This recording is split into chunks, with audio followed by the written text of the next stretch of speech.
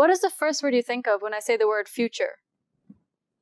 Was it digitization? Technology? Did you imagine a Terminator-esque dystopian wasteland? If so, you're probably like many others for whom the future has become synonymous with advancement, machines, and technology.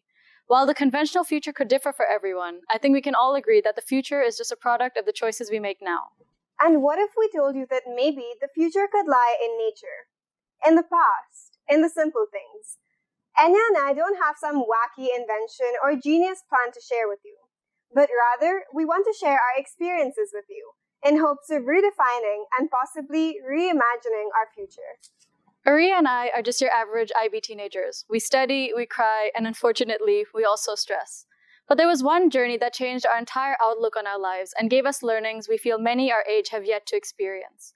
And that was our trek to Everest Base Camp in the summer of 2019. Before we get into anything, let us give you a little bit of context. Standing at around 5,364 meters, the entire trek to EBC and back to a place called Lukla took around 11 days, and there were just 3 families, including 2 dads and 6 kids.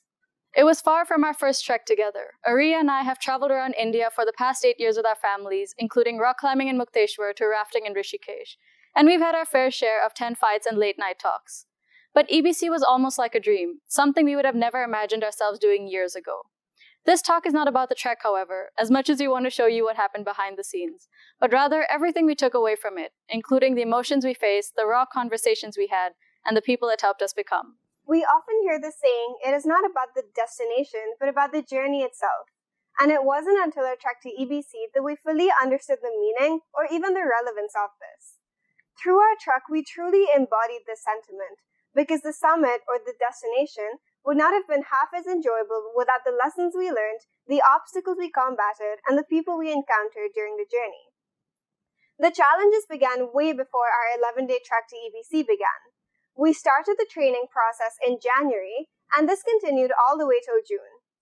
Even though this did get easier as time progressed, initially the intensive activities and training hours did take a toll on us, and on our feet. Many days we were unable to devote the adequate time needed to train as we were often busy with schoolwork or other extracurriculars.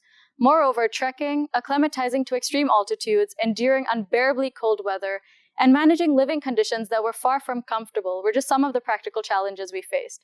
On top of that, lack of oxygen and long walks meant that we were often frustrated, and more often than not, somebody would lash out.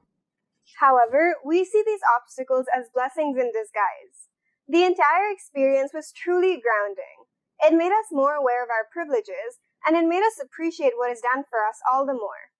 We also saw each other at our lowest points, and I think that definitely strengthened our relationships, our understanding of what it is to be human, and most importantly, how we will use this experience to help our interactions in the future. Our experience would be incomplete without our interactions with the trek guides, the locals, and even other trekkers that we met along the way. The locals and the trek guides helped us see the beauty that lies within the smallest of organisms. The other trekkers, as well as members of our own group, inspired us, and they pushed us to do better with each passing day. On the mountains, one's nationality, gender, race is immaterial. Your denomination is secondary because everyone is working towards reaching one common end goal.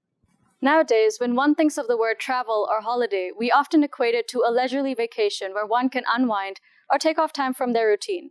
More often than not, we tend to go where our parents want to go. We depend on their itinerary and follow their checklist.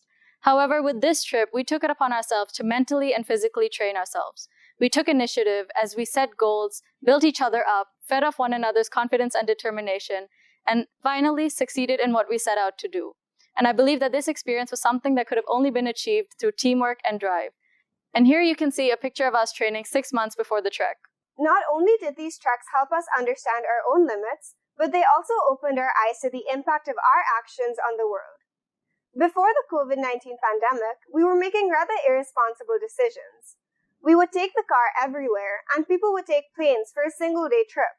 Not to mention, now you can even take a helicopter up to Everest Base Camp.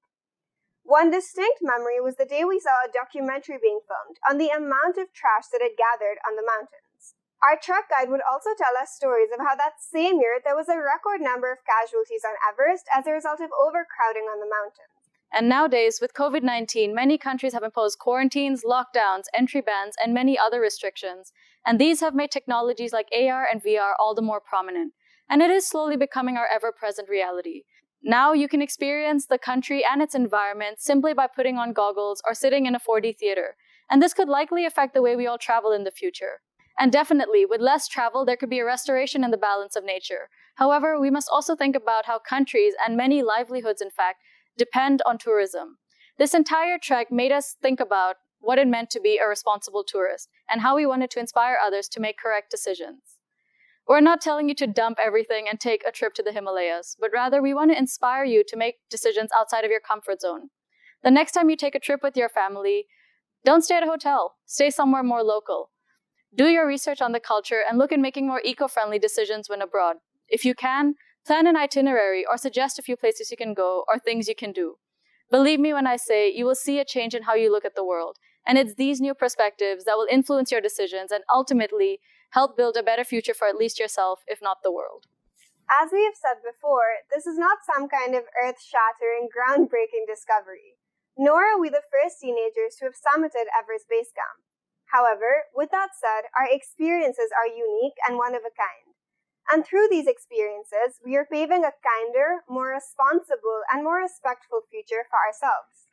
We are reimagining our future through the lens of nature and the simplicity that comes with it, and we hope that you can do the same.